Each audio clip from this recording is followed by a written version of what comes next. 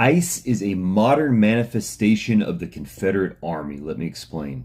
In 1850, Congress passed the Fugitive Slave Act. The law required that all escaped enslaved people be returned to their enslavers, and this applied even if they had reached a free state.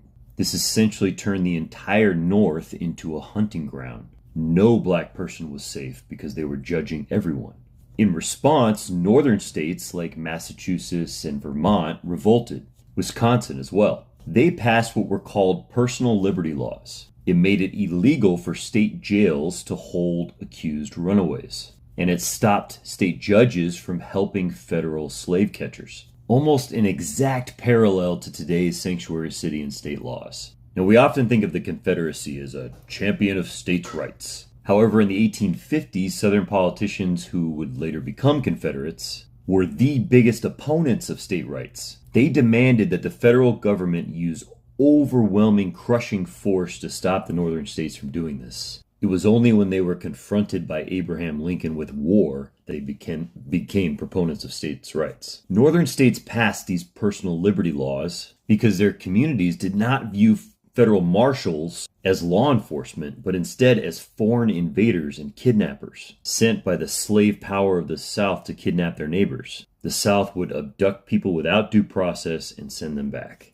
And because of that, some of them were not even slaves to begin with. Now, the North may have won the Civil War itself because they forced the fighting to end, but the South never actually lost.